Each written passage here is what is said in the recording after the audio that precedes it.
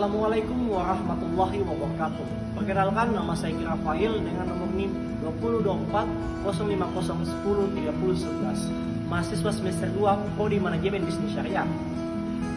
Pada kesempatan ini, saya ingin menyampaikan teori ilmiah saya yang berjudul Pengentasan Kemiskinan di Sulawesi Tenggara melalui sinergi kebijakan fiskal dan kebijakan moneter. Kemiskinan akan menjadi luka dalam kemajuan. Saudara-saudara yang saya hormati, kemiskinan bukan hanya sekedar tidak punya uang, melainkan kemiskinan akan hilangnya akses, hilangnya kesempatan, dan hilangnya harapan.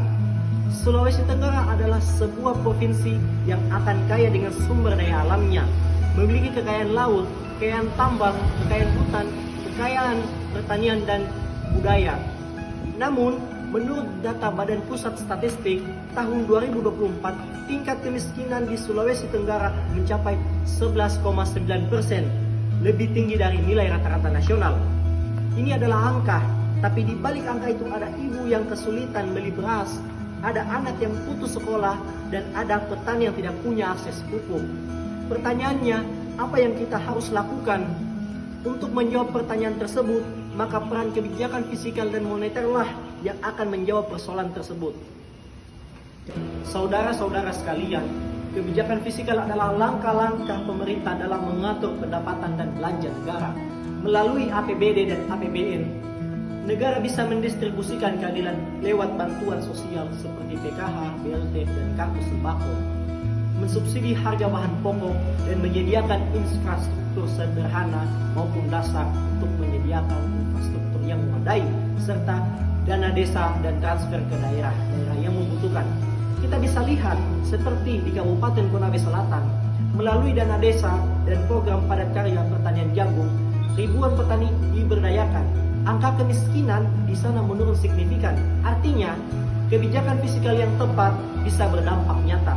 Tapi mari kita jujur, daerah lain kebijakan fiskal masih macet birokrasi, serapan anggaran rendah, serta pengawasan lemah, dan program tidak menyentuh kebutuhan lokal. Apa kita akan diam melihat anggaran triliun yang hanya menjadi angka di atas kertas? Selanjutnya, mari kita bicara soal kebijakan moneter. Ini adalah peran Bank Indonesia dalam menjaga kestabilan ekonomi, terutama mengatur jumlah uang beredar, menetapkan suku bunga, serta mengendalikan inflasi dan menjaga nilai rupiah. Mengapa ini penting? Karena inflasi sangat memikul masyarakat miskin. Kenaikan harga beras 15% saja bisa mendorong ribuan atau ratusan orang menjadi kembali miskin.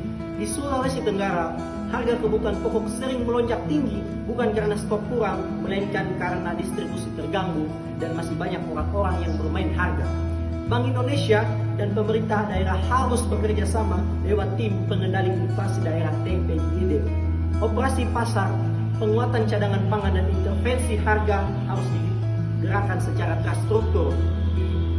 Hal lagi dalam akses keuangan, masyarakat miskin butuh lembaga keuangan yang berpihak, yang dimana seperti UMKM di Kolaka, Bombana, dan Wakatobi butuh akses kredit berbunga rendah, bukan jeratan rentenir.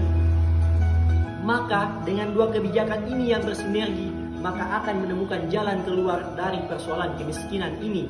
Mari kita lihat studi kasus 2024 yang dimana ketika harga beras melonjak tinggi di triwulan pertama tahun ini, pemerintah pusat melalui kebijakan fiskal memunculkan tambahan BLT. Di saat yang sama, Bank Indonesia menahan suku bunga agar daya beli tidak merosot. Dan apa hasilnya? Inflasi bisa ditekan, masyarakat bisa bertahan. Yang dimana inilah bukti nyata ketika kebijakan fiskal dan moneter bersinergi, dampaknya sangat besar dan sangat kuat untuk melindungi rakyat kecil. Mengentaskan kemiskinan di Sulawesi Tenggara bukan hanya tugas pemerintah pusat, melainkan ini adalah kerja kolaboratif antara pusat, daerah, dan masyarakat. Dan kita sebagai mahasiswa punya peran penting, yang dimana kita akan mengawal kebijakan dengan kajian ilmiah, serta menjadi suara rakyat kecil yang sering tidak didengar, dan memastikan bahwa anggaran dan kebijakan tidak hanya turun ke kertas, tapi benar-benar turun ke rakyat.